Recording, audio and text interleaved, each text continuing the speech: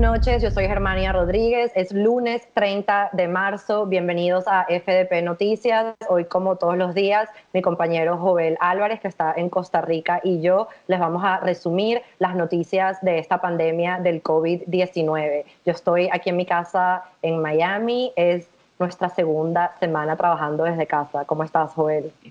Bien, bien. Aquí estamos también en confinamiento todavía. Cada vez, me llegan las noticias, por lo menos desde aquí afuera, que la gente empieza a acatarlo mejor. ¿Cómo lo están tomando allá en Miami? Sí, yo creo que este fin de semana en Miami al fin empezamos a ver a la gente atendiendo los pedidos de los gobiernos locales y federales. Las calles estaban más vacías, la mayoría de los negocios cerrados y de hecho en mi edificio había un montón de gente tomando sol en el estacionamiento. Así que eso fue como una prueba de que nadie está saliendo de su casa para casi nada. Bueno, menos mal, porque de hecho creo que podemos empezar dándole un dato interesante a la gente, viendo cómo ha evolucionado el mapa de las infecciones o de los contagios en estos días desde que nos vimos la última vez. Aquí tenemos el mapa. En nuestro programa del jueves, el número de contagiados era 523.000. Hoy podemos ver que en cuestión de 3 días aumentó a 755.000. Los muertos el jueves eran 23.568. Hoy son 36.000.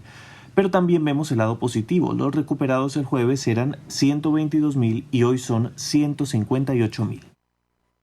Bueno, como pueden ver, los números del COVID-19 siguen en subida alrededor del mundo y es aquí en los Estados Unidos donde tenemos los más altos números de casos confirmados. Ya al cierre de esta edición aquí en Estados Unidos son 142.000 contagiados y más de 2.500 muertes. El presidente Donald Trump ha extendido las medidas de distanciamiento social hasta al menos el 30 de abril. El mandatario agregó que es probable que el punto más alto de la tasa de mortalidad llegue en 2 semanas. El estado de Nueva York sigue siendo el epicentro de la crisis en este país. Nada más en la ciudad de Nueva York se han registrado más de 30.000 casos y 800 muertes. Este fin de semana, morgues y hospitales improvisados empezaron a aparecer por toda la ciudad, incluyendo en el icónico Parque Central. Un video grabado en las afueras de un hospital en Brooklyn muestra cadáveres siendo llevados a un camión refrigerado con una carretilla elevadora.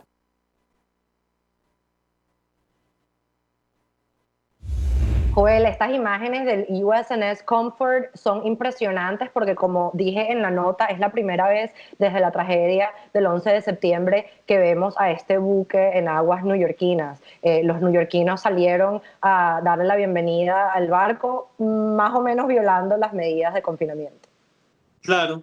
De hecho, vi un video de Hugh Jackman, el actor que hace a Wolverine y bueno, tantos otros papeles. Él vive, supongo yo que del lado de Nueva Jersey y entonces pudo ver cómo el barco iba llegando y salió, pero desde su casa, a celebrar esa llegada y agradecerle al personal médico que en todos los países está haciendo un trabajo tan importante. Y entre esos países está España. Yo voy a leer estos datos porque no quiero equivocarme. Registró 812 nuevas muertes en las últimas 24 horas, España, lo que eleva a un total de 7.340 los fallecimientos en total desde que comenzó esta epidemia. Esto, según el último registro o balance que hizo el Ministerio de Sanidad hoy lunes. España es el segundo país con más fallecimientos por la COVID-19 después de Italia, tras haber alcanzado el sábado la cifra récord de 838 muertos. De domingo a lunes hubo un menor número de muertes, que les detallábamos anteriormente, 812 en 24 horas. En términos porcentuales, la progresión de fallecimientos confirma una pronunciada desaceleración al ubicarse en las últimas 24 horas en 12,4% contra el registro del miércoles pasado que fue de 27%. Los 46,6 millones de españoles permanecen en confinamiento desde el 14 de marzo y seguirán así por lo menos hasta el 11 de abril. El gobierno de Pedro Sánchez decidió restringir aún más el confinamiento a partir de este lunes con el cierre de todas las actividades no esenciales por 2 semanas. Hoy supimos también que el doctor Fernando Simón, quien era la persona a la que estábamos viendo regularmente, día a día, dar las cifras más actualizadas de la crisis, es el director del Centro de Coordinación de Alertas y Emergencias Sanitarias del Ministerio de Salud de España. Así se ha contagiado con el COVID-19. Había presentado unos síntomas la noche de ayer, pidió una prueba y dio positivo. Pero hay algo curioso en este caso. Y es que él hace una semana había presentado ya alguna molestia, pensó que podía ser COVID-19, se hizo una prueba y dio negativo. Entonces, lo que se resalta es que a veces estas pruebas en los primeros días podrían no ser tan precisas. Sí, hemos visto varios casos así que el virus no se mostró hasta semanas después de que lo cargaba la persona. Pero creo que un hilo en todas las noticias de hoy es que todos los países están extendiendo las fechas de confinamiento. Este es el caso también en Argentina. El gobierno de Alberto Fernández ha informado este fin de semana que las medidas de aislamiento social se mantendrán hasta al menos el 12 de abril. Argentina ha registrado 820 casos y 20 muertos desde comienzos de marzo. Fernández dijo que el gobierno tomó al pie de la letra la recomendación de un comité asesor de expertos. Los argentinos debemos estar contentos de los resultados que hemos tenido con la dura medida que ha semi-paralizado al país, dijo el presidente. Argentina tiene cerradas las fronteras y solo se permiten actividades como la producción y venta de alimentos, artículos de limpieza y medicamentos, además de servicios de salud y seguridad, entre otros servicios esenciales. Nadie puede circular en vehículos sin permiso especial y los ciudadanos solo pueden salir de sus viviendas a comprar comida o medicamentos a lugares cercanos. En Panamá, el crucero Sandam, que tiene muertos infectados de coronavirus entre sus pasajeros, y el buque que lo asiste, que se llama Rotterdam, cruzaron el Canal de Panamá después de que les negaran el acceso a Fort Lauderdale, en Florida. La autoridad del Canal de Panamá anunció el domingo que los dos barcos iniciaban una travesía por la ruta de 80 kilómetros luego de completar sus operaciones de transbordo de pasajeros y abastecimiento de suministros. El Sandam zarpó de Buenos Aires el 7 de marzo con unas 1.800 personas a bordo hacia San Antonio en la costa central de Chile. Sin embargo, se vio obligado a alterar su recorrido hacia Panamá ante el cierre de puertos y fronteras decretado por los gobiernos sudamericanos para contener la expansión del virus. Una vez en Panamá, la embarcación se encontró con la negativa de las autoridades de ese país a que atravesaran el canal, aunque permitieron que el buque recibiera asistencia en sus aguas, donde se halla desde el viernes. Hasta ahí se desplazó el crucero Rotterdam desde San Diego en Estados Unidos con suministros, personal y pruebas para detectar el nuevo coronavirus. Ambas embarcaciones pertenecientes a Holland America pretenden llegar ahora a Fort Lauderdale, en la Florida, pero el alcalde de esta localidad dijo que por el momento no hay condiciones para recibirlas. El dictador venezolano Nicolás Maduro sigue enfrentándose a la negativa de países democráticos a colaborar con su régimen durante esta pandemia del COVID-19. Al mismo tiempo, dictaduras comunistas como la China siguen usando la situación para regar su propaganda y para mostrar su alcance humanitario a nivel mundial, así mostrándose a sí mismos como una alternativa a las democracias occidentales, que usualmente son las que auxilian a países subdesarrollados durante este tipo de situaciones. El régimen autoritario chino ha enviado un segundo avión con ayuda humanitaria a Venezuela. El embajador chino en Caracas, Li Baorong, y la vicepresidenta chavista Delcy Rodríguez informaron de la llegada del avión con 55 toneladas de insumos que incluyen 500.000 kits de pruebas rápidas. Además, hay ventiladores, tomógrafos, 5 millones de mascarillas y más de 100.000 trajes de aislamiento para el personal de salud. China, un país aliado de la dictadura venezolana, también dice estar listo para mandar a un grupo de especialistas a Venezuela en apoyo a la lucha contra esta pandemia. No obstante estas donaciones, la situación sanitaria del país es crítica. La falta de insumos para vivir la cuarentena en casa hace que los venezolanos en zonas populares se vean inmersos en aglomeraciones cuando salen a abastecerse de lo necesario, pese a las restricciones impuestas por el régimen. Al cierre de esta edición, Venezuela presentaba 113 contagiados y 2 fallecidos por el COVID-19. Joel, a mí de estas noticias del COVID-19 me parece muy interesante que hemos visto anuncios de China y de Cuba que supuestamente tienen medicamentos, tratamientos, entonces vemos esos anuncios en las noticias y después nunca los vemos haciéndose realidad. Yo creo que es muy interesante que el régimen comunista chino, que es culpable de que esto se haya regado por el mundo de esta manera porque no le avisaron a los otros gobiernos lo que estaba pasando, ahora está usando esa situación para mostrarse como una alternativa a los imperios democráticos del mundo.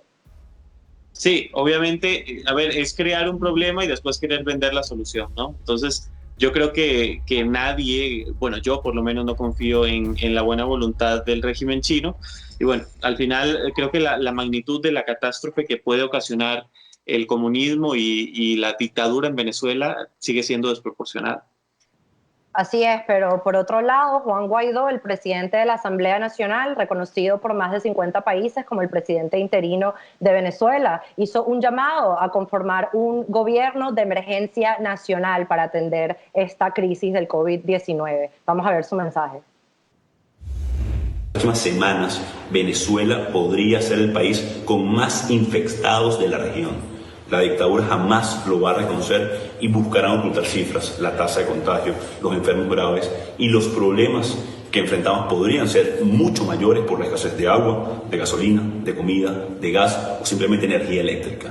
Pero sobre todo el plan incluye la necesidad de solicitar una primera instancia, $1.200 millones a los organismos financieros internacionales para poder hacer lo que realmente puede evitar que hayan miles de muertes en nuestro país. Para evitar muertes necesitamos millones de dólares de financiamiento internacional que nadie dará a una persona que es reconocida por el mundo y está acusado judicialmente por cargos de narcotráfico y terrorismo internacional. Los que rodean a Maduro deben entender la gravedad de las acusaciones y que es absolutamente imposible que bajo su usurpación exista ningún tipo de solución para el país, nuestras familias o sus familias. Para que sea posible y para que sea sostenible, un gobierno de emergencia nacional no puede estar conformado solo porque pensamos igual y tampoco puede estar conformado solo por nosotros y quienes sostienen a la dictadura. Debe ser amplio e incluir a todos los sectores políticos y sociales necesarios para afrontar esta grave emergencia que nos viene y que se va a agravar.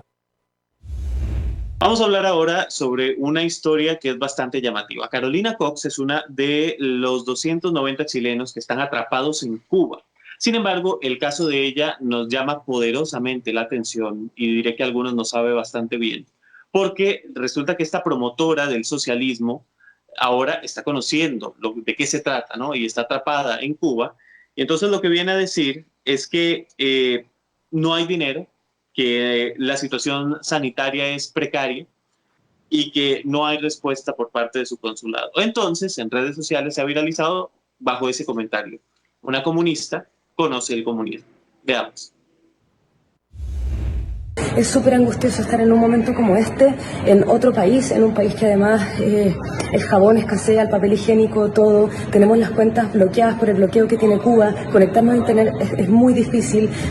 No nos funcionan las tarjetas. Les pido por favor que nos ayuden, que compartan este video. Hay gente que necesita medicina. Somos niños, tercera edad, familias, todo. Exigimos un avión de regreso y que el gobierno haga algo, que Copa, Aeroméxico, Latam, por favor, nos devuelvan a nuestro país.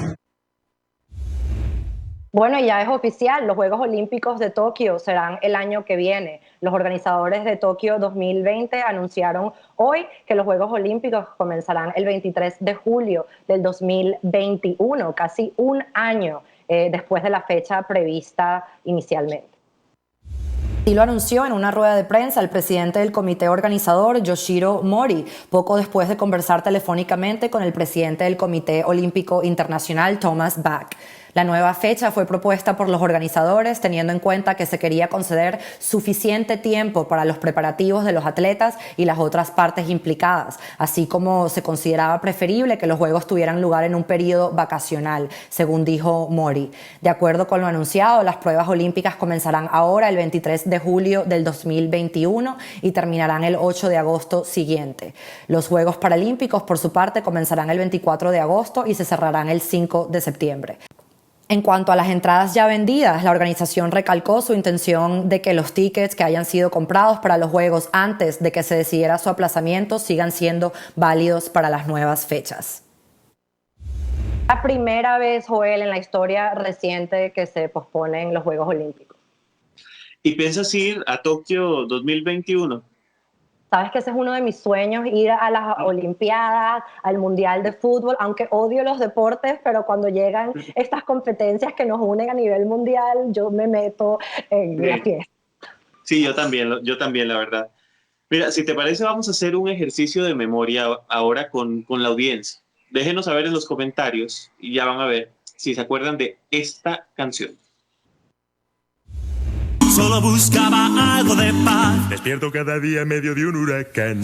Aquí no hay quien viva, aquí no, no. Aquí no hay quien viva, aquí no.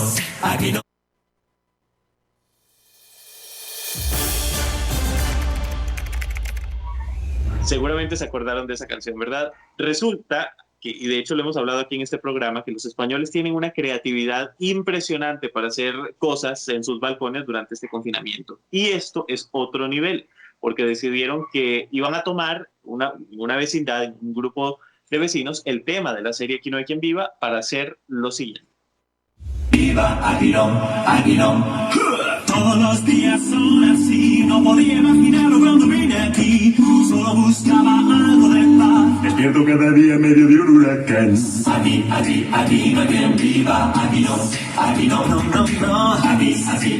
hay quien viva, aquí no. Se sobrevive y se derrumba, al portero no le puedo encontrar. Los vecinos se vigilan y escuchan, no aguanto en este lugar. Son mis vecinos y no me importa mi primo. Vete para el barrio, primo, que te quede y encima.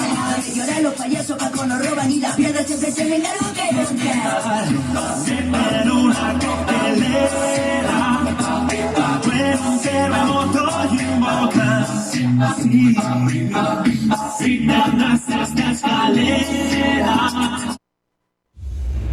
Aquí no hay quien viva. Es genial esa serie. Yo Es la disfruto divertido mucho. el video, pero debo confesar que yo no he visto la serie porque tengo ciertos huecos culturales, porque Claro. vivo aquí desde que tengo 11 años, Sí. pero ya Jovel me explicó el significado. Sí, de es muy este buena, video. es muy buena. Hay una aplicación para los que no tengan acceso a Antena 3, hay una aplicación que se llama A3 Media y ahí están todos los capítulos. Es muy buena. Aquí no hay quien viva, yo la disfruto muchísimo. A lo mejor lo haré en esta era de pandemia. Pero gracias por acompañarnos, amigos. Jovel y yo estaremos toda esta semana informándoles y tratando de darles toda la información, especialmente de nuestros países en Latinoamérica, donde no tenemos mucha información oficial. Seguiremos tratando de iluminar esta pandemia por la que estamos pasando. Hasta mañana.